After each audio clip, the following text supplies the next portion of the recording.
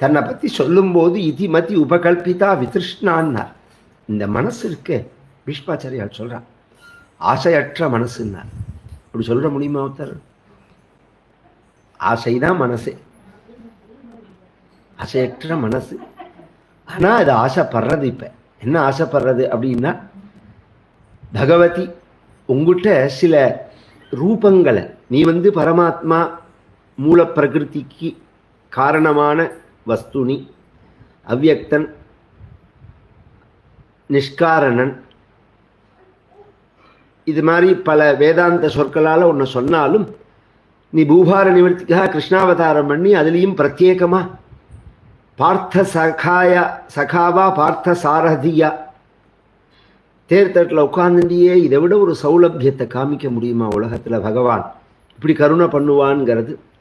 அப்படி ஒரு கட்டை அந்த அந்த அந்த தேரில் ஒரு காலை அப்படி உதஞ்சுண்டு ஒரு காலை மடித்து வச்சுண்டு ஒரு கையால் கடுவாலம் சாட்டை கம்பை வச்சுண்டு ஒரு கையில் அப்படி சின்முத்ராங்கித ஹஸ்தனா அப்படி திரும்பி பார்த்தனை பார்க்குறான் பகவான். அது மாதிரி அது என்ன ஒரு அழகான ஒரு கோலம் அது. அதை பார்க்கணும் நான் அப்படின்னு ஆசைப்படுறேன்னு அதுலேருந்து ஆரம்பித்து நிறையா விஷயங்களை சொன்னார். கடைசியில் கிருஷ்ண ஏவம் பகவதி மனோவாக் திருஷ்டி கோச்சராக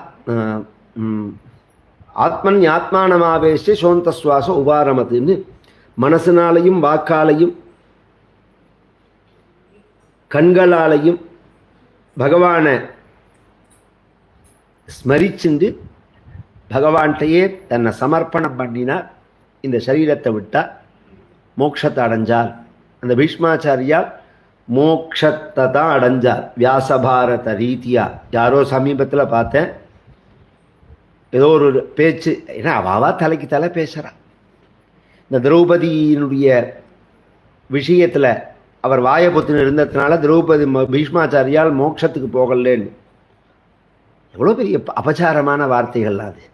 மகாபாரதத்தில் வியாசாச்சாரியால் சொல்லும்போது பீஷ்மாச்சாரியாலை சுற்றி சப்த ரிஷிகள் 8 ஹம்சமாக உட்கார்ந்து 7 ஹம்சமாக உட்கார்ந்துட்டு உபனிஷத்து பாராயணம் பண்ணினால்னு இருக்கு. அந்திம காலத்தில் கடைசியில் பெண்ணிக்குமே நமக்கு ஆராதனை, இது மாதிரி அதிஷ்டானங்கள் இத்தியாதி விஷயங்கள்லாம் பண்ணும்போது கவனிச்செல்லாம், இப்போ நம்ம ஸ்ரார்த்தம் பண்ணினா அபிசிரவணம் தான் சொல்லணும். ஆராதனையும் போது அபிசிரவணம் சொல்லக்கூடாது. ஆராதனையும் போது உபனிஷத் பாராயணம் தான் பண்ணணும். அப்படிங்கிறத அந்த உபனிஷத் பாராயணம் பண்ணினா கடைசி நாள் சன்னியாசிகளுக்கெல்லாம் ஏன்னா கன்னியாசிகளுக்கு தீட்டு கிடையாது, சன்னியாசிகள் சித்தியானா தீட்டு கிடையாது. அப்படிங்கிறத அவளுக்கு உபனிஷத் பாராயணம் தான் பண்ணுவா. அதை சப்தரிஷிகளே பண்ணினால்னு இருக்கு. பகவானையே பார்த்துண்டு தன்னோட யோகத்தினால தன் சரீரத்தை ஆத்மன் ஆத்மானமாவேஷ்ட சோந்த சுவாச உபாரமத்துன்னு இருக்கு. அப்படி இருக்கிறதே இவர் மோட்சத்துக்கு போகலன்னா இதை விட அபச்சாரமான வார்த்தை உண்டா? அவர் வாயபுத்தின்னு இருந்தாருங்கிறதெல்லாம் உண்மைதான். திரௌபதியை அவமானப்படுத்தும் போது வாயபுத்தின்னு இருந்தார். அவர் சொன்ன காரணம் சரியான காரணம் கிடையாது, அதை அவரே ஒத்துக்கிறார். அவர் அதுக்குள்ள தண்டனையை யுத்த காலத்தில் அவர் அடைஞ்சுட்டாள். சத்திரியர்கள்லாம் யுத்தத்தினால சுத்தி அடைஞ்சிருவார். பிராமணன் ஸ்நானத்தினாலையும் ஜபத்தினாலையும் சுத்தி அடைவான். சத்திரியர்கள் யுத்த காலத்தில் அடிபட்டு தன் பாபத்தை போக்கிப்பா. வைசியர்கள் திரவியத்தை செலவழித்து போக்கிப்பா. இப்படின்னு ஒவ்வொருத்தருடைய பாபம் போகிற விஷயம் இருக்கு. எப்பெல்லாம் எப்படியெல்லாம் பாபம் போகுங்கிறது. அது மாதிரி இவருடைய பாவமே கிடையாது பீஷ்மாச்சாரியாளுக்கு. ஒரு கால் நீங்கள் பாபம் உண்டுன்னு சொன்னால் அப்படி வச்சுக்கலாம். மோட்சத்தை அடைஞ்சா பீஷ்மாச்சாரியாளுக்குள்ள காரியங்கள்லாம் பண்ணிட்டு பந்துக்கள் அத்தனை பேருக்கும் ஞாதி தர்ப்பணம்னு பண்ணணும். அது அவள் எல்லாருக்கும் இவா தான் மிச்சம், பஞ்சபாண்டவா தான். அதனால் எல்லாருக்கும் அப்புற காரியங்கள்லாம் பண்ணிட்டு அப்புறம் பகவான் பஞ்சபாண்டவர்களுக்கு பட்டாபிஷேகம் பண்ணி வச்சு 3 அஸ்வமேதம் பண்ணினார் தர்மபுத்திரர். பகவான் கிளம்பி துவாரகைக்கு போனார். அர்ஜுனன் கொண்டு விட போனார். இந்த பரீட்சித்துங்கிற குழந்தை பிறந்து அவனுடைய மகிமையை ஜாதக கோவிதாகனு ஜாதகம் கணிக்கிறவர்கள்லாம் சொன்னார்கள். ரொம்ப உத்தமனாக இருப்பான், தர்மிஷ்டனாக இருப்பான். 32 வயசில் கலி நிகிரகம் பண்ணுவான். பிராமண சாபத்தை அடைஞ்சு பாகவதம் கேட்டு சுகாச்சாரியால் முகமாக இவன் பகவானை அடைவான்னு சொல்லிட்டான். துவாரகைக்கு போன அர்ஜுனனும் திரும்பி வந்து பகவான் வைகுண்டம் போயிட்டான் அப்படின்னு சொன்ன உடனே இனி நாம் பகவான் இல்லாமல் நாம் இருக்க வேண்டாம்னு சொல்லிட்டு பஞ்சபாண்டவர்கள்லாம் மகாபிரஸ்தானம்னு சொர்க்கத்துக்கு போயிட்டார். வடக்க நோக்கி திரும்பி பார்க்காம நடந்து போயிட்டே இருக்கிறது அப்படின்னு ஒரு சம்பிரதாயம். அந்த பத்ரிநாத் போனால் அதுக்கு மேலே இவா போன பாதை இருக்கும். பத்ரிநாத் பரிந்தன நாம் போகிறோம், மானான்னு ஒரு கிராமம் இருக்கும் அங்கே. அதை தாண்டி மேலே போனோம்னா இவா போன பாதை இருக்கும், பஞ்சபாண்டவா அதை தாண்டி மேலே போன பாதைன்னு அங்கே வரிசையாக இருக்கும். அங்கே ஒரு குன்றில் சொர்க்கத்திலேருந்து விமானம் அவளை அழிச்சுன்னு போச்சுன்னு அந்த சரித்திரம். இந்த பரீட்சித்து யாரால் வளர்க்கப்பட்டான்னா மந்திரிகளாலையும் பந்துக்களாலையும் வளர்க்கப்பட்டான். தக்க வயசில் அவனுக்கு உபநயனமாகி வித்யாபியாசம் பண்ணி 16 வயசில் தன் தாய் மாமனுடைய பெண்ணாவன இராவதியை கல்யாணம் பண்ணிக்கிறான். 4 குழந்தைகளை அடைஞ்சான். ஜனமேஜயன் முதலிய 4 பிள்ளைகள். பட்டாபிஷேகங்கள்லாம் பண்ணி வச்சா. 32 வயசில் அவன் ஒரு நாளைக்கு தேச சஞ்சாரம் பண்ணும்போது ஒரு கருப்பான புருஷன் ராஜா மாதிரி வேஷம் போட்டுண்டு கையில் அருவாளை வச்சுட்டு ஒரு பசுமாடு ஒரு காளமாடு ரெண்டும் நிற்கிறதே அந்த காளமாட்டினுடைய 4 காலில் 3 காலை வெட்டிட்டான். அந்த காளமாட்டையும் வெட்ட போகிறான். இதை பார்த்துவிட்டு இந்த ராஜா பரீட்சித்து நீ யாரு அப்படின்னு அவனை பார்த்து கேட்குறான். இந்த காளமாட்டை பார்த்து இவன் உன்னை வெட்டினானான்னு கேட்டான். ஏன்னா வெட்டினத்தை அவன் பார்க்கல. காளமாட்டை பார்த்து நீ வெட்டினாயா அப்படின்னு ஒருத்தன் கேட்டான்னா காளமாடு எப்படி பதில் சொல்லும்? அப்போ அவன் காளமாடு பதில் சொல்லும்னு தெரிஞ்சுதான் அவன் கேட்குறான். காளமாடு யாருன்னு தெரிஞ்சுதான் அவன் கேட்குறான். காளமாடு தர்ம தேவதை, பசுமாடு பூமி தேவதை, இந்த கருப்பான புருஷன் கலிபுருஷன். எந்த தர்மத்தை ராஜ தர்மத்தினால எல்லா தர்மத்தையும் ரட்சிக்கணும்னு சாஸ்திரங்கள்லாம் சொல்றதோ அந்த ராஜாவே கலியில எல்லா தர்மத்தையும் நாசம் பண்ணிடுவான்னு அர்த்தம். ரொம்ப போகவே வேண்டாம், நம்ம பார்த்தாலே தெரியுமே. இதுக்குவே திருஷ்டாந்தங்கள்லாம் தேடியே சொல்ல வேண்டாம், பார்த்தாலே தெரியும். ஏன்னா அந்த 4 கால் தர்மத்துக்கு சத்தியம் தானம் தபஸ் சௌச்சம் அப்படிங்கிறது 4 கால். இதில் தான் அந்த தர்மம்ங்கிறது நிற்கிறது. இதை 3 காலை விட்டுட்டான்னா தானம் தபஸ் சௌச்சம்ங்கிறது போயிடுது கலியில். மிச்சம் இருக்கிறது சத்தியம்தான். அந்த சத்தியமும் நாம பேசுகிற சத்தியம் இல்லை, பிரபஞ்ச சத்தியம்ங்கிறது.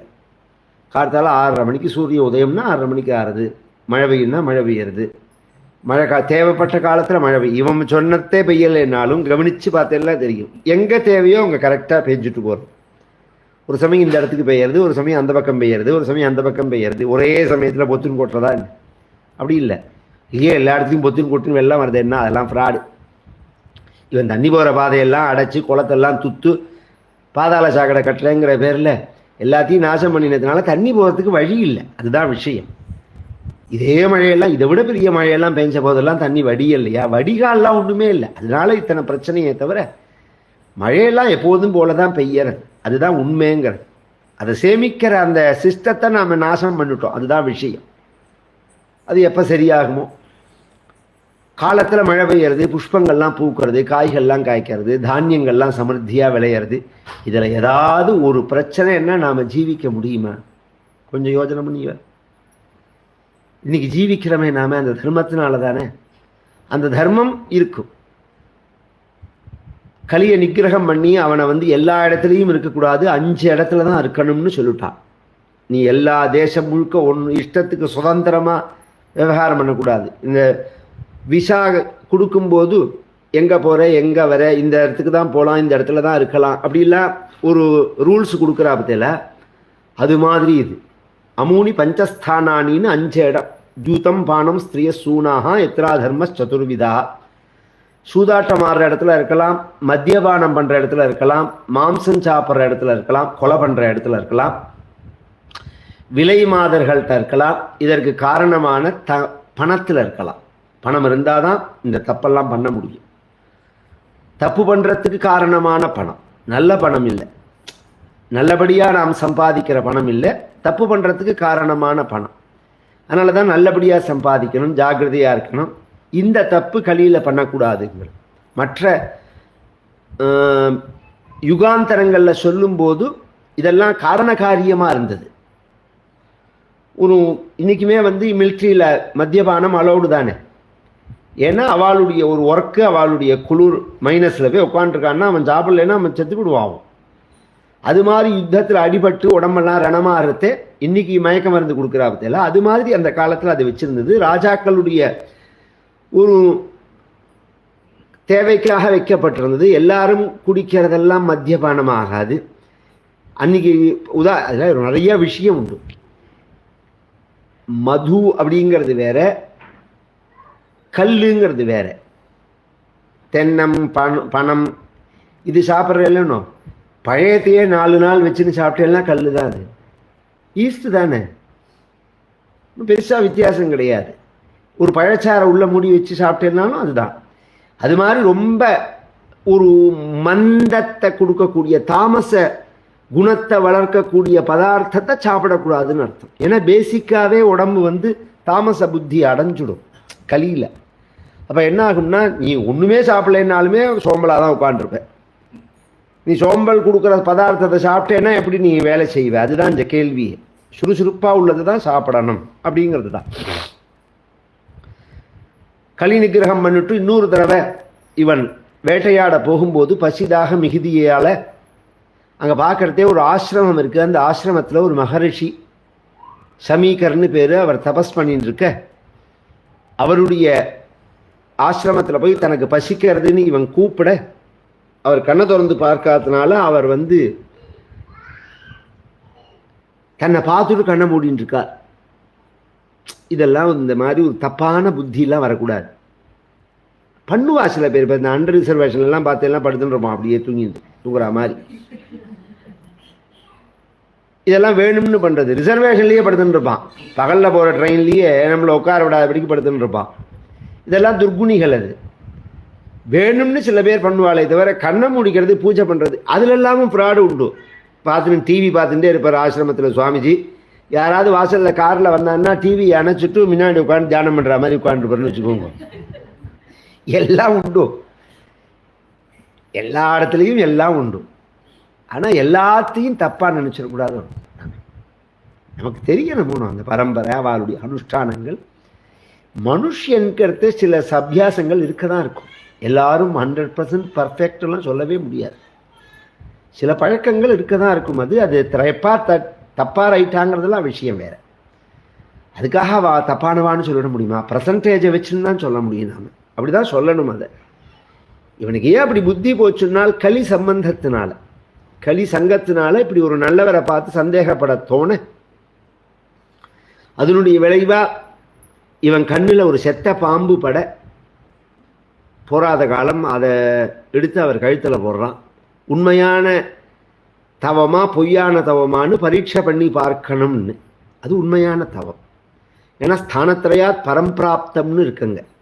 3 நிலைகளை கடந்து 4வது நிலையில் அவர் இருக்கார். அப்படின்னா என்ன? நமக்கு பழக்கமானது 3: ஜாகிரத், சொப்னம், சுஷுப்திங்கிறது. கண் விழித்தின் இருக்கிறது, கனவு காண்பது, ஆழ்ந்த உறக்கம். அப்படின்னா என்னன்னு நமக்கு தெரியும். சமாதினா என்னன்னு தெரியுமா?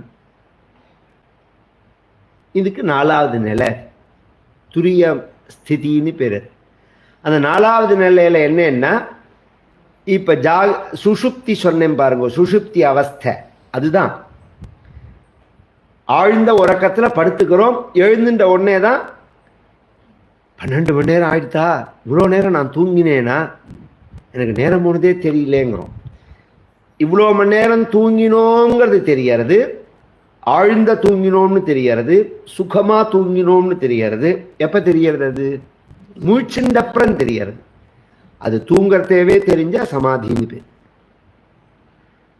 அதுக்கு சாட்சியாக இருக்கணும். ரொம்ப இந்த அளவு தான் அதை புரியிற மாதிரி சொல்ல முடியும். அது அந்த நிலையில் இருக்கார் அவர்.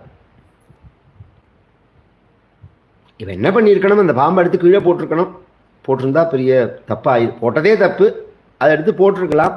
இவன் வந்துட அவருக்கு ஒரு பையன், தஸ்ய புத்திரோ அதிதேஜஸ்வின்னு சிருங்கின்னு பேர்.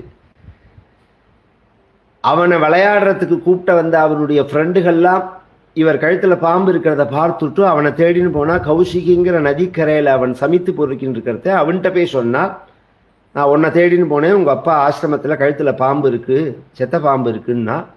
அவன் கண்ணை மூடின்னு தன்னுடைய ஞான திருஷ்டியினால் பார்க்கும்போது இது இந்த ராஜா பண்ணினான் அப்படிங்கிறது தெரிஞ்ச உடனே அவனுக்கு ஏன் கோபம் வந்ததுன்னா, தவறுதல் எல்லாருமே பண்ணுவா, திமிர் ஒன்று உண்டு. இந்த ஒருத்தன் தப்பு பண்ணினா 3 வகையாக அந்த தப்பை சரி பண்ணிக்கிறதுக்குள்ள வழி. ஒன்றும் தானே அந்த தப்பை உணர்ந்து மன்னிப்பு கேட்கறது, பிராயஷ்சித்தம் பண்ணிக்கிறது, இல்லை நமக்கு கவர்மெண்ட்டு தண்டனை கொடுக்கறது. இந்த ரெண்டும் இல்லைன்னா தெய்வம் தண்டனை கொடுக்கும். இப்போ ராஜாவாக இருந்துட்டா, சாமானிய மனிதர்களாக இருந்தால் கவர்மெண்ட்டு தண்டனை கொடுக்கும். ராஜாவாக இருந்தால் யார் தண்டனை கொடுப்பா? அந்த திமிரில் தான் அயோக்கியத்தனம் பண்ணுறாரு. நம்மளை யார் கேட்க முடியும், நம்மளை யார் தண்டிக்க முடியும்? அப்படிங்கிறதுனால தானே தெய்வம் தண்டிக்கும். நான் தண்டிக்கிறேன் அப்படின்னு அவன் என்ன பண்ணுறான், நீ பாம்பை போட்டால் உன்னை யார் தண்டிக்கிறது? சாமானியமாக ஒருத்தன் இந்த பாம்பை போட்டான்னா அவங்ககிட்ட கம்ப்ளைண்ட் கொடுக்கலாம். நீனே பாம்பை போட்டேன்னா உன்னை யார் தண்டிக்கிறது? உன்னை தெய்வம் தண்டிக்கணும், நான் தண்டிக்கிறேன்னு கையில் ஜலத்தை எடுத்து, எந்த பாம்பை எங்கள் அப்பா கழுத்தில் போட்டையோ அது கடும் விஷம் உள்ள பாம்பு. அது பாம்புகள்லையே 8 வகையான பாம்பு இருக்குது. இந்த பாம்பு எந்த வகையை சேர்ந்ததுன்னா இதுக்கெல்லாம் ராஜா தட்சகன்னு பேர். அந்த தட்சகன்கிற பாம்பு உன்னை கடிக்கட்டப்படி சபிக்க இன்றையிலேருந்து 7ஆவது நாள் அப்படின்னு சொல்லி முடிச்சுட்டான். தன் அப்பாட்ட அழறான் அப்பாவை பார்த்து. அவள் அப்பா சமாதி கலைஞ்சு என்ன விஷயம்னார், உங்கள் கழுத்தில் பாம்பு போட்டிருக்கான்னா, இது மாதிரி அந்த ராஜாவை சபிச்சுட்டேன்னு சொன்னான். நீ பண்ணது பெரிய தப்புன்னார் அவன். ஏன்? அவன் பண்ணினது சின்ன தப்பு, நீ கொடுத்தது பெரிய தண்டனைன்னு. ஆச்சரியம் பாருங்க, மகான்கள்லாம் எப்படி இருந்தது. இது என்ன, இதை கழட்டி போட்டுவிட்டு இந்த பாம்பை கீழே போட்டுட்டு ஒரு ஸ்நானம் பண்ணால் முடிஞ்சு போச்சு. இது என்ன பெரிய விஷயமா? நம்மளே மாதிரி மகான்கள் அனுஷ்டானர்களுக்கு ஸ்நானம்ங்கிறது சகஜம். இன்னைக்கு பார்த்துருக்கேன் பாலபிரிவால எத்தனை தடவை ஸ்நானம் பண்ணுவான்னு உங்களுக்கு தெரியுமா? ஒரு நாளைக்கு 8-10 தடவை ஸ்நானம் பண்ணுவா. 8லேருந்து 10 தடவை ஸ்நானம் பண்ணுவா பாலபிரிவா ஒரு நாளைக்கு. அது மாதிரி ஸ்நானம் பண்ணுறவாள்லாம் நான் பார்த்துருக்கேன். மகான்கள்லாம் அந்த காலத்தில் இருந்திருக்கா. நிமிஷமாக ஏதோ பட்டு கொடுத்து, விழிப்பு பட்டு கொடுத்து, இது பண்ணிடுத்தோ, அது பண்ணிடுத்து ஸ்நானம் பண்ணிட்டு வந்துடுவா பொசுக்குன்னு போய். இன்றைக்கெல்லாம் ஸ்நானம்ங்கிறதே கிடையாது, மேலே புரோட்சணம் தான். ஸ்நானம்ங்கிற பேச்சே கிடையாது. ஸ்நானம்னா அவகாக ஸ்நானம்னு தலைமூழ்கி குளிக்கிறதுக்கு தான் ஸ்நானம்னு பேர். தலைக்கு குளிக்கிறதே கிடையாது. அதுலேயும் இந்த மாதிரி காவேரி நதிகளில் மூழ்கி குளிக்கிறதுங்கிறதே கிடையாது. அந்த ஸ்நானம் பண்ணினா சுத்தி ஆகிடும் சரீரம் அப்படின்னு உடனே நீ ஏன் அந்த தப்பு பண்ணுற? அவன் பண்ணது சின்ன தப்பு, அதுவும் தன் கண்ட்ரோலில் பண்ணலை, பசிதாக மிகுதியால் தான் அவன் பண்ணது. 2வது அவன் சுபாவத்தில் நல்ல பரம்பரை, நல்லவன், தர்மிஷ்டன். அவன்கிட்ட போய் சொல்லு, இது மாதிரி நீ சாபம் கொடுத்துருக்கேங்கிறத சொல்லு. அந்திம காலங்கிறதுனால நம்ம தர்மம் அந்திம காலத்தில் மோட்சத்தை அடையணும்னு ஆசைப்படுவா. அதுக்குள்ள வழியை தேடிக்கணும். ஒரு அபூர்வமான ஒரு விஷயம் சொன்னார். இந்த மதுரையில் டாக்டர் பெத்த பெருமாள்னு இருக்கார். இந்த அப்போலோன்னு இருக்கு பார்த்தீங்களா, அந்த ஆஸ்பத்திரி இடம் முழுக்க அவரோடது. ஒரு பேஷண்ட் விஷயமா நான் பேசுகிறதே, சாமி ட்ரீட்மெண்ட் வேண்டாம்னார். நம்ம ஹிந்து தர்மம் அப்படி வச்சுக்கக்கூடாது, அது வீட்டுக்கு ஐஷ்ணு வர சொல்லுங்கோ. ஐஷ்ணு வர சொல்லி கங்காஜலம் கொடுத்து விளக்கேற்றி வச்சு எல்லாரையும் பகவான் நாமா சொல்ல சொல்லுங்கோ, இதுதான் கண்டிஷன் அப்படின்னாரு. அப்படி சொல்லுவாளா ஒரு டாக்டர்? அதுவும் நான் சொன்ன ஆஸ்பத்திரி டாக்டர் சொல்லவே மாட்டான், சொல்லவே மாட்டான். சொல்லுவாளா? சொல்லுங்க. நல்லவ ஹிந்து தர்மம்ங்கிறான். நம்ம அந்திம காலம் இல்லையா, பக்கத்தில் இருந்து பந்துக்கள்லாம் பகவன் நாமா சொல்லி கங்காஜலம் கொடுத்து துளசி ஜலம் கொடுத்து அப்படிதான் நாம் வழி அனுப்பிச்சு வைக்கணுமே தவிர உத்தருமே இல்லாமல் அந்த ஜீவன் தவிச்சுண்டா போகும். அப்படியே அனுப்பிச்சு வைப்பா. அதுதான் நியாயம். அது அதனால் அவன்கிட்ட போய் சொல்லு அப்படின்னு ஒன்று இவன் சொல்ல, அதுக்குள்ள ராஜாவும் தன் தவற உணர்ந்து வருந்தின் இருக்கான். மகீபதி ஸ்வத தத் கர்மகர்ஹ்யம் விசிந்தயன் ஆத்மகிருதம் சுதுர்மனாஹ அஹோமயா நீச்சமனாரியவத் கிருதம் நிராகசி பிரம்மணி கூட தேஜசி அத்யைவ ராஜ்யம் பலமிருத்த கோஷம் பிரகோபித பிரம்ம குலானலோ மே தஹத்வ பத்ரஸ்ய புனர்ன மே பூத் பாபீயசீதீர்த்விஜ தேவகோப்யः யாவைலசச்ரீ துளசி விமிஸ்ர கிருஷ்ணாங்கிரிரேன்வப்யதிகாம்புநேத்ரீம் புனாதி லோகானுபயத்ர சேஷானி கஸ்தாம் ந சேவேத மரிஷ்யமானः தம்மோபயாதம் பிரதியந்து விப்ராஹ கங்கா ச தேவி திருதசித்தமீஷே ஜுஹோபசிருஷ்டः குஹகஸ்தக்ஷகோ வா தசத்வலங்காயத விஷ்ணுகாதாः. அபூர்வமான ஒரு நிலை. எவன் பெரிய தீரன்னால் மரணத்தை எவன் எதிர்கொள்றானோ அவன் தான் தீரன். தீரஸ்தத்திர நமுக்கியதங்கிறாள் பகவான். கௌமாரம் யௌவனம் ஜரா ததா தேகாந்தர பிராப்தி தீரஸ்தத்திர நமுக்கியதி அப்படிங்கிறார். உயர்ந்த தீரனுக்கு லட்சணம் என்னன்னா மரணத்தை கண்டு பயப்பட மாட்டான் அப்படின்னு.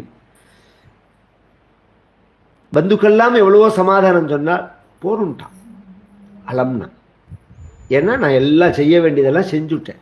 எனக்கு வயசு 32 இருந்தாலும் என் கடமைகளை எதையுமே நான் மிச்சம் வைக்கல. நிறைய தனகோஷம், தானிய கோஷம், சமிருத்தி, செக்யூரிட்டி எல்லாமே பண்ணி வச்சிருக்கேன். எல்லாரும் சௌக்கியமா இருக்கேன். என்னுடைய ஆத்மலாபத்தை தேடி நான் போறேன். எனக்குன்னு 7 நாள் கிடைச்சிருக்கு. இதை தடுக்காதீங்கோ அப்படின்னு சொல்லிவிட்டு எங்க போறேன்னா, ஹிந்து மதத்துல மரணம் நெருங்கிறதுங்கிறதே எவன் கங்கையை நினைக்காம இருப்பான்னா. அப்படின்னா கொஞ்சம் இழுக்க ஆரம்பிச்ச உடனேவே கங்காஜலம் விடுன்னு சொல்லுவா. அந்த காலத்துல எல்லா ராத்திரியும் ரிசர்வ்டா கங்காஜலம் இருக்கும். சின்ன சொம்பு வச்சுட்டு இருப்போம் பத்தியெல்லாம், அதுக்கு தான் அது. அதை வச்சு பூஜை பண்றது எதற்குன்னா இது மாதிரி சுச்சுவேஷன்ல கொண்டு அவ வாயில விடணும் அப்படிங்கிறதுக்காக தான். அந்த செப்பு சொம்புல வச்சிருந்தா அதுல பாக்டீரியா, வைரஸ் எல்லாம் வரவே வராது. 100 வருஷம் ஆனாலும் உள்ள திறந்து பார்த்தா அப்படியே பியூரா இருக்கும். கங்காஜலமே பியூரா இருக்கும். அதுவும் செப்பு சொம்புல வச்சா பியூரா இருக்கும். அந்த கங்காஜலத்தை எங்கேயோ 2000 மைல் தள்ளி தென்னிந்தியாவில் ஒருத்தன் காலமாகும் போது அவன் வாயில கங்காஜலத்தை விட்டாலே அவன் மோட்சத்தை அடைவான்னா, கங்கை கரையிலேயே இருக்கிறவன் மோட்சத்தை அடையாம இருப்பனா? அதனால நான் கங்கை கரைக்கு போறேன்னு அவன் அங்கேருந்து அவனுடைய ராஜ்யம்ங்கிறது இந்திரபிரஸ்தம். இன்றைய டெல்லி தான் அவனுடைய ராஜ்யம். இதுதான் இந்திரபிரஸ்தம்னு பேர். அங்கேருந்து கங்கை பக்கத்துல எங்க இருக்குன்னா முசஃபர் நகர்னு ஒரு இடம் இருக்கு. அதுக்கு தாண்டி கிட்டக்க போனோம்னா சுத்தல்னு ஒரு இடம் இருக்கு. இன்னைக்கு சுத்தல்னு பேரு. ஒரிஜினலா அவருக்கு அதுக்கு சுக்ரதால், சுகஸ்தல்னு ஃபர்ஸ்ட் பேரு. அப்புறம் சுக்ரதால்னு மாறினது. இப்ப சுத்தல்னு மாறிடுது. சுத்தல்னு மாறிடுதோ சுக்ரதால்னு மாறிடும். சுகஸ்தல் அப்படின்னு தான் பேர் அது. அதுல சப்தாகம் இந்த பாரத தேசத்துல 365 நாளும் விடாம சப்தாகம் நடந்துட்டே இருக்கும். இப்ப நம்ம இப்ப பண்ற மத்தியில இது மாதிரி போனேன்னா எப்ப பாரு சப்தாகம் 4 பேர் பண்ணிட்டே இருப்பா, 50 பேர் கேட்டுட்டே இருப்பான்னா அது 2 இடம் தான். ஒன்று நைமிஷாரண்யம், இன்னொன்று சுகஸ்தல். நான் சுகஸ்தல்ல போய் சப்தாகம் பண்ணுவேன். இவெல்லாம் வந்திருந்தா, பின்னாடி உட்காந்துருக்கா பாருங்க, இவெல்லாம் வந்திருந்தா. 400 பேர் போயிருந்தோம். சுகஸ்தல்ல போய் சப்தாகம் பண்ணோம். அப்படி ஒரு ஆனந்தமான இடம் அது. இப்போ பிப்ரவரி மாதம் துவாரகையில சப்தாகம் நடக்கிறது. பிப்ரவரி 11லேருந்து 17 துவாரகையில சப்தாகம். 18, 19, 20 3 நாள் பக்கத்தில் இருக்கிற 2 ஜோதிர்லிங்கம் இருக்கு பாருங்க. சோமநாத்தும் நாகேஸ்வரரும் 12 பிராமணால வச்சு ருத்ராபிஷேகம் பண்ணி ஜபம் பண்ணி அபிஷேகம் பண்ணிட்டு திரும்பி வராம யாருக்கு முடியுமோ அவ கலந்துக்கலாம். இல்லை துவாரகை நீங்கள் வந்துடணும்.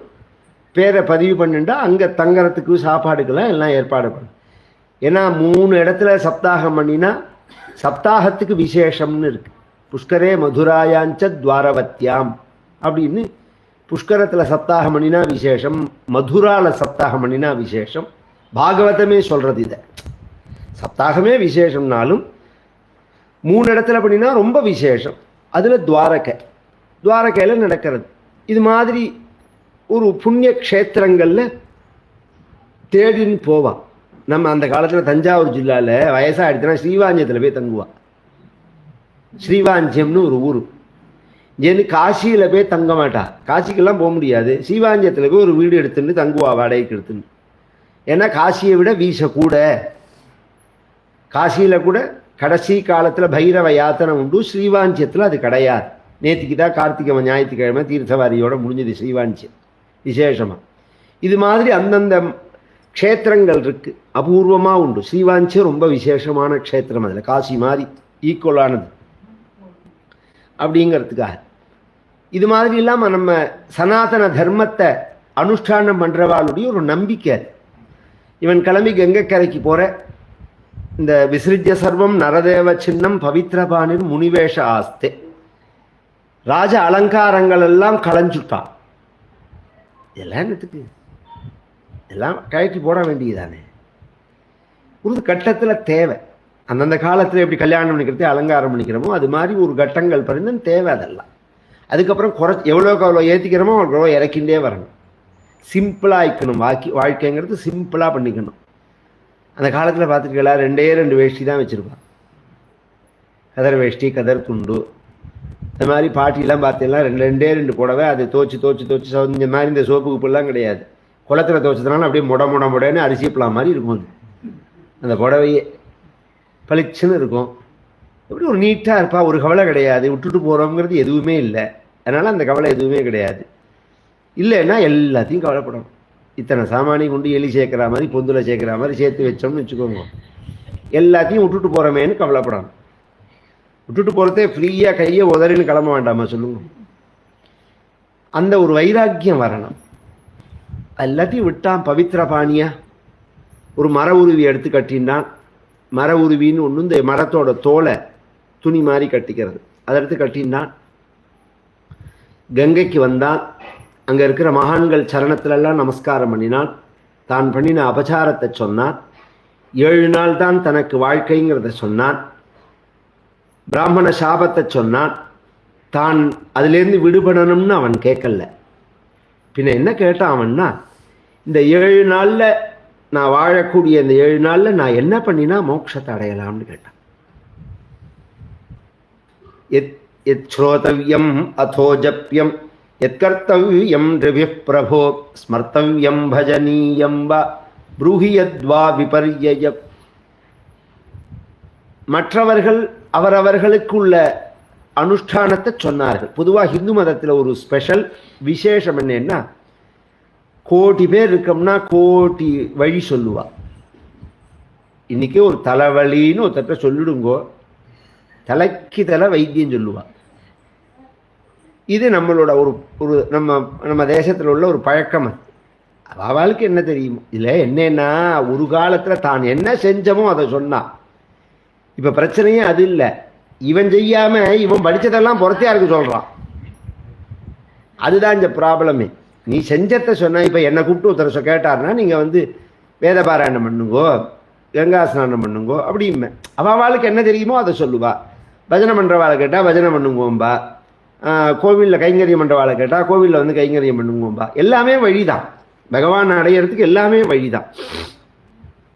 இருந்தாலும் தியானமோ யோகமோ தானமோ சத்தியமோ பிரம்மச்சரியமோ உபவாசாதிகளோ யாகங்களோ வேதாத்தியனங்களோ எல்லாமே ஞானத்தை கொடுக்கக்கூடியதாக இருந்தாலும் கால அவகாசம் குறைச்சலா இருக்கு.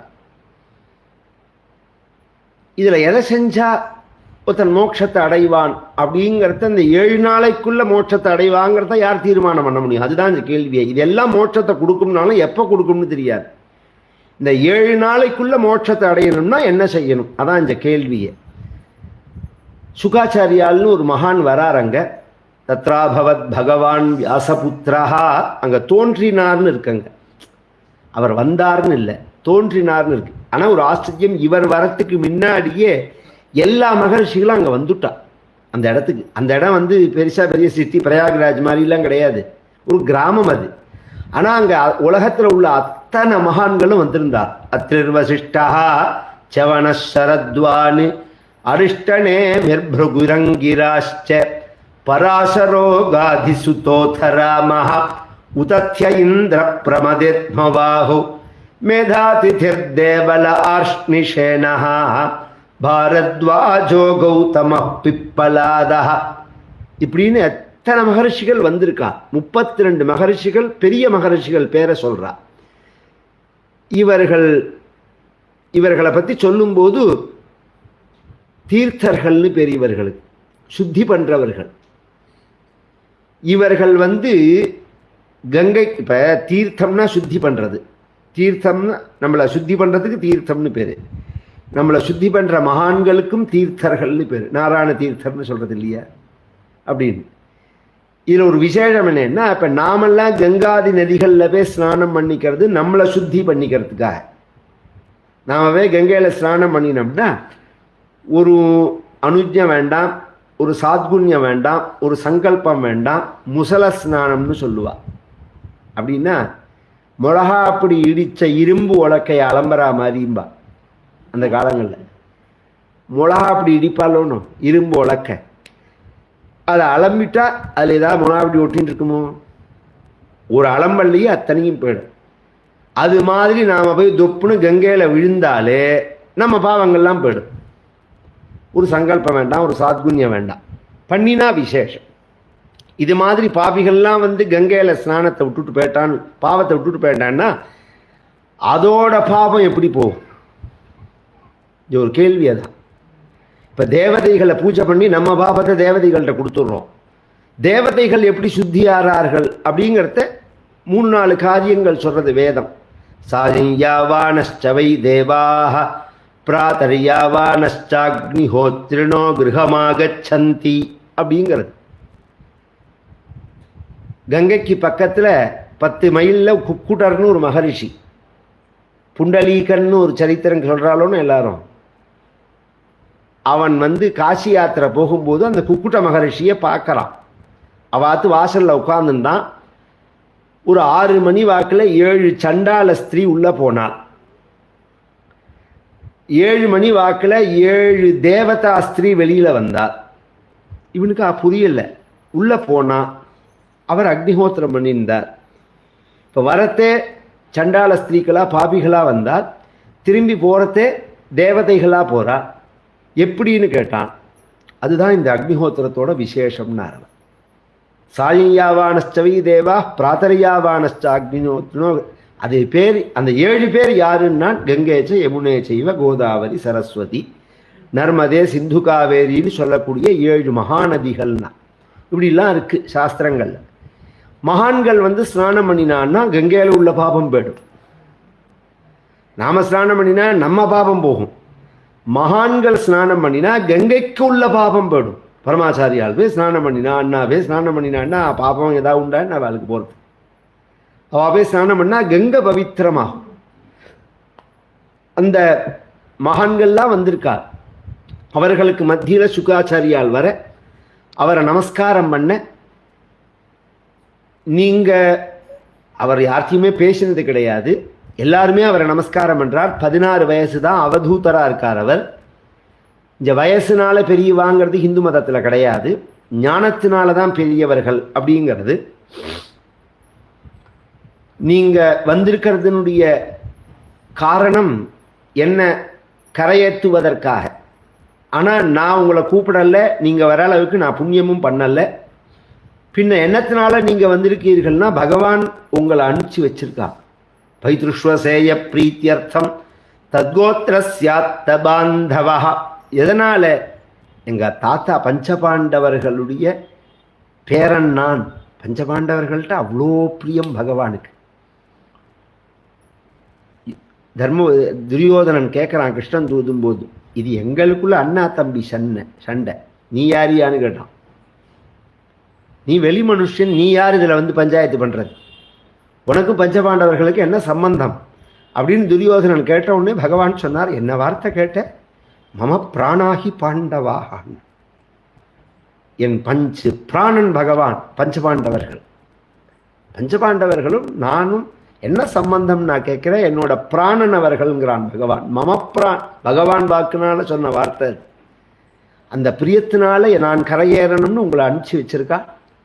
நான் இந்த 7 நாளில் என்னத்தை செஞ்சால் கரையேறலாம் அப்படின்னு உடனே அப்பா கூப்பிட்டு ஏன்னு கேட்காத சுகாச்சாரியால் யார்ட்டையுமே பேசினது கிடையாது. ஒரு இடத்துல ஒரு 5 நிமிஷத்துக்கு மேலே அவர் நின்னது கிடையாது, தங்கினது கிடையாது.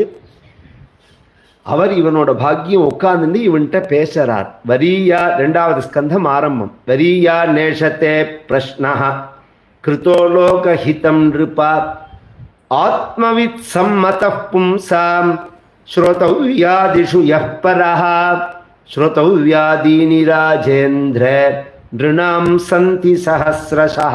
நீ கேட்ட கேள்வி ரொம்ப உயர்ந்த கேள்வி. எதை கேட்கணுமோ அதை கேட்காம கேட்கக்கூடாததெல்லாம் கேட்க சத்தநாடு சொன்ன முடியல.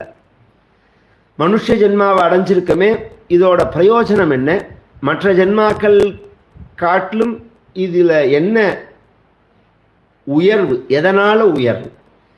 மற்ற ஜீவராசிகள் செஞ்சத்தை செஞ்சா உயர்வுன்னு சொல்ல முடியாது.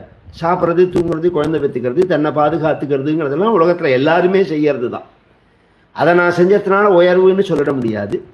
அதை தாண்டி பகவத் ஆராதனம்ங்கிறது தான் மனுஷனை பிரித்து காமிக்கிறது. மற்ற நாய் நரி பண்ணிட்டேந்து மனிதனை எது பிரித்து காமிக்கிறது வாழ்க்கை முறையில் என்ன, இறை வழிபாடுங்கிறது தான். அதுலேயும் எதற்கு இறை வழிபாடுனால், சுகத்தை நோக்கி நாம் இயங்குறோம், சுகம் விரும்புகிறோம்னாலும் அந்த சுகத்தை நாம் அடைஞ்சோமா, அடைஞ்ச சுகம் நம்ம விட்டு நாம் இழக்காமல் இருக்கமா, எது நித்தியமான சுகம், எது சத்தியமான சுகம், எது சாஸ்வதமான சுகம் அப்படிங்கிறத தெரிஞ்சு அதை அடையணும்னு மனுஷன் யோசனை பண்ண வேண்டி இருக்க, அதில் அந்த புத்தியே போகாதபடிக்கு பகல் முழுக்க சம்பாத்தியம், ராத்திரி முழுக்க தூக்கம், குழந்தை பெற்றுக்கிறது, இப்படியே போனான்னா பக்கத்தில் உள்ளவா மறிக்கிறத பார்த்துட்டும் அது புத்தியில் ஏறலைன்னா மிருகத்துக்கும் அவனுக்கும் என்ன வித்தியாசம்னு கேட்டான். ஒரு கசாப்பு கடையில் 2 ஆடு பிடிச்சின்னு வரான் கசாப்பு கடைக்காரன். ஒரு ஆட்டை விற்று மாம்சத்தை விற்கிறான், இன்னொரு ஆடு புல்லை சாப்பிட்டுன்னு இருக்கிறது. தன்னோட வந்த ஆடு வெட்டப்பட்டு மாம்சமாக விற்கிறத பார்த்துட்டே இது புல்லை சாப்பிட்ற அந்த ஆட்டுக்கும், அப்பா இருந்தார் போயிட்டார், தாத்தா இருந்தார் போயிட்டார் அப்படிங்கிறத பார்த்துட்டு நாம் சௌக்கியமாக பீரவை கூட்டி சாவி எடுப்பில் வச்சுக்கிறதுக்கு நமக்கு என்ன வித்தியாசம்? தாத்தா போயிட்டார், அப்பா போயிட்டார், நாம் அது மாதிரி கிளம்பணும்னு என்னைக்காவது யோசனை பண்ணுறோமா? அது ஒரு முட்டாள்தனமான ஒரு மூடத்தனமான விஷயம். அது நீ கேட்ட கேள்விக்கு வர, சாஸ்திரங்களில் யாருக்கு மோட்சம்னு சொல்லியிருக்குன்னா, சன்னியாசியாக இருக்கான், கிரகஸ்தனாக இருக்கான், கிரகஸ்தனாக இருந்தால் மோட்சம் கிடையாது, சன்னியாசியாக இருந்தால் மோட்சம் அப்படிலாம் சொல்லவே இல்லை. பின்ன என்ன, யாருக்கு மோட்சம்னா சன்னியாசியோ கிரகஸ்தனோ யாராக இருந்தாலும் அந்தே நாராயண ஸ்மிருதி ஏதாவான் சாங்கியயோகாபியாம் சுதர்ம பரிநிஷ்டையா ஜென்மலாப பரப்பும்சாம் அந்தே நாராயண ஸ்மிருதி. உயிர் போகிற சமயத்தில் பகவானை நினைக்கணும், அவனுக்கு தான் மோட்சம். எம் வாபி ஸ்மரன் பாவம் தெஜத்யந்தே கலேபரம் தம் தமே வேதி கவுந்தேயா, பகவத்கீதையில் சதா சத்பாவமாத்மனான்னு பகவான் பகவத்கீதையில் சொல்கிறான். எதை நினைக்கிறையோ அதுதான் மறுஜென்மா. எது உன் மனசில் ஆழ்ந்த வாசனையாக இருக்கோ அதுதான் நினைவாக வரும், அல்லது எதில் உனக்கு பிரியம் ஜாஸ்தியாக இருக்கோ அதுதான் நினைவாக வரும். அப்படிங்கிறதே பகவானை நினைக்கணும். பகவான் மேலே பிரியம் வரத்துக்கு தான் இத்தனை காரியங்கள் பண்ணுறது. நாம் ஒன்றும் பிரியத்தினால நினைக்கணும், இல்லை பழக்கத்தினால நினைக்கணும். நினைவு தப்பினாலும் பழகினத்தையே பேசுவா பத்தேல, அந்த பழக்கமாவது பண்ணியிருக்கணும். ராம ராம ராம ராம ராமா அப்படின்னு சொல்லிகிட்டே இருந்து நினைவு தப்பினாலும் ராம ராம ராமான்னு வந்தால் அது விசேஷம். அது இல்லை நமக்கு பக்தியினால ராம ராமான்னு வந்தால் விசேஷம். அதுக்கு தான் இத்தனை அபியாசங்கள்லாம். இப்போ நீ கேட்ட 7 நாள் தான் இருக்குன்னு, 7 நாள் என்னத்துக்குடான்னா, 1 மணி நேரத்தில் கட்டுவான்கிற ராஜா மோட்சத்தை அடைஞ்சான். இங்கே உட்காந்துக்கோ, பகவன் நாமா பாகவதம்ங்கிற பகவத் குணத்தை சொல்கிறேன், நீ கேளு, மோட்சத்தை அடையலாம். அப்படிங்கிறத கேட்டத்தினாலேயே மோட்சத்தை அடைஞ்சிட முடியுமான்னா, இந்த மோட்சங்கிறது யாருக்குன்னா, உயிரை விடுற சமயத்தில் பகவானை நினைக்கணும் அப்படின்னு சொன்னேன். எதுக்காகன்னா, நாம் நினைச்சா பகவான் நம்மளை நினைப்பான். நாராயணா, வாசுதேவா, கிருஷ்ணா, கோவிந்தா, மகாதேவா, சம்போ, சங்கரா, ராமா இப்படி சொன்னோம்னா பகவான் நம்மளை கூப்பிட்றான்னு நினைப்பான். நாம கூப்பிட்டு நாம நினைச்சு பதிலுக்கு பகவான் நம்மளை நினைக்கணும். இதான் விஷயம். பகவான் நம்மளை நினைச்சுட்டா நம்மளை கரையேற்றுருவான். நாம நினைக்க முடியலன்னு வச்சுக்கோங்க, ஒன்றும் நாம நினைக்கல, இல்லை ஒரு கால் நினைவு தப்பின நிலையில இருந்தாலும் முன்னாடி நன்னா இருக்கிற காலத்தில் பகவான்கிட்ட நாம் ஒரு பிரார்த்தனை பண்ணிக்கணும். என்னை அந்திம காலத்தில் கை விட்டுடாது, என்னை நீ காப்பாத்து, கிருஷ்ணத்வதீய பதபங்கஜ பஞ்சராந்தே அத்யைவமே விசத்து மானச ராஜஹம்சா பிராணப்பிரயாண சமயே கபவாத பித்தேகி கண்டாவரோதன விதோ ஸ்மரணம் குத மகாந்த நிகமந்த மகாதேசிகன்னு ஒரு மகான் சொல்கிறார். நான் பிராணப்பிரயாண சமயத்தில் உன்னை எங்கே நினைப்பேங்கிறார். அதனால் அத்யைவமே விசத்து மானச ராஜஹம்சா, நான் இப்பயே உன்னை நினைச்சுடுறேன், இப்போ நினைக்கிறதா அப்போதைக்கு இப்போதே சொல்லி வைத்தேன் அரங்கமா நகருளானே அப்படின்னு ஆழ்வார்கள்லாம் சொல்லலையா. அதனால் இப்பயே உன்னை நினைச்சுடுறேன், நீ அப்போ நினைக்கிறதா வச்சுக்கோ.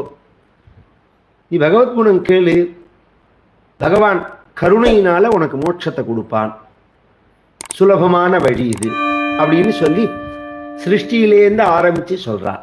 பகவான் யோக நித்திரையில் இருந்தால் அப்படிங்கிறது தான் ஸ்ரீரங்கம் முதலிய திவ்ய தேசங்களில் காமிக்கப்படுறது. நீங்கள் இந்த பகவான் படுத்துன்னு இருக்கிறதையே பார்த்தேன்னா காவேரி கரை முழுக்க இருக்கும். பரிமள ரங்கநாதர்லேருந்து ஆரம்பித்து இதோ இந்த இடத்துல இந்த கோவிலடி ரங்கநாதர், இதோ இந்த ரங்கநாதர், அப்புறம் ஸ்ரீரங்கப்பட்டம் ரங்கநாதர், இத்தனை ரங்கநாதர் இருக்காரோன்னு. இதில் திருவனந்தபுரம் ரங்கநாதர், இந்த ரங்கநாதருக்கு மட்டும் என்ன விசேஷம்னா ஒத்தரும் பக்கத்தில் இருக்க மாட்டார். பகவான் மட்டும் இருக்கிற சமயம் தொப்புள்ள பிரம்மா இருந்தாலோ லக்ஷ்மிகள் தேவதைகள்லாம் இருந்தாலோ அப்போல்லாம் சிருஷ்டி ஆயிடுத்துன்னு அர்த்தம். சிருஷ்டி ஆகல, பகவான் மட்டும் யோகரத்திலேருந்து முழிச்சுன்னு இருக்கார் அப்படிங்கிற நிலை தான் இந்த ரங்கநாதர் அப்படிங்கிறது. இது எல்லாருமே புரிஞ்சுக்கணும்.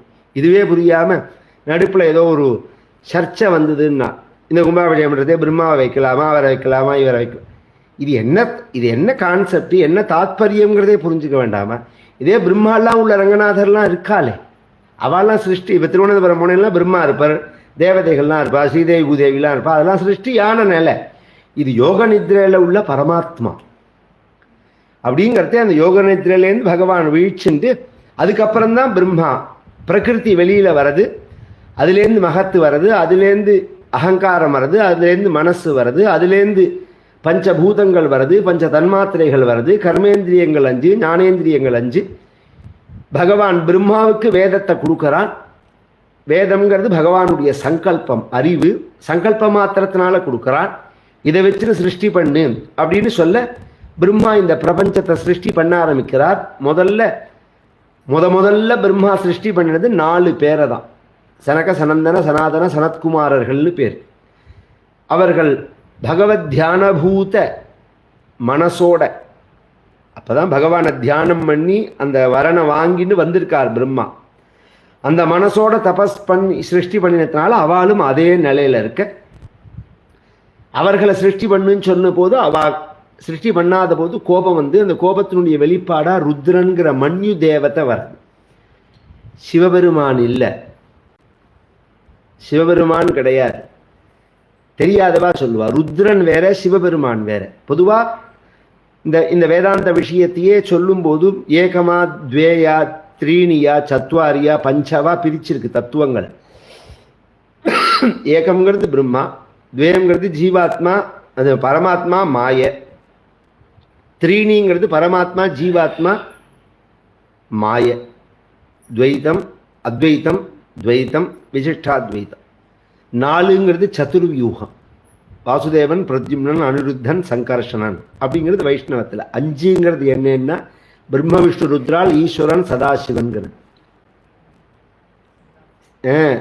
சிவ தத்துவத்தில் உள்ளது. அது 5 தத்துவமா, பிரம்ம விஷ்ணு ருத்ரால், அதுக்கு மேலே ஈஸ்வரன், அதுக்கு மேலே சதாசிவம்ங்கிறது. ஈஸ்வரம்ங்கிறது சகுண பிரம்மம், சதாசிவம்ங்கிறது நிர்குண பிரம்மம் அப்படிங்கிறது. இதெல்லாம் சாஸ்திரம் ஏத்துன்னு இருக்கு. அதனால் அது வேற பாதை, விசாரியத்தில் உள்ளது. நீங்கள் ஒன்றே பிரம்மா தான் ருத்ரனை சிருஷ்டிச்சார்னு ஒன்றே சிவபெருமானை சிருஷ்டிச்சார்னு சொல்லக்கூடாது. ருத்ரன்கிறது மன்யு தேவதை, கோபத்துக்கு தேவதை. அவர் கண்ணா தாறுமாறா ஒரு சிஸ்டம் இல்லாமல் சிருஷ்டி பண்ண அவரம் நிறுத்திட்டு 9 பேரை சிருஷ்டி பண்ணுறார். நவ பிரஜாபதிகள், மரீச்சி, அத்தி, அங்கிரசர், புலஸ்தர், புலகர், கிருது, பிருகு, வசிஷ்டர், தக்ஷர் அல்லது அதர்வா அப்படின்னு பேர். அவர்கள் மூலமாக இந்த பிரபஞ்சம் விஸ்தாரம் அடைகிறதுங்கிறது மேல சரித்திரம்.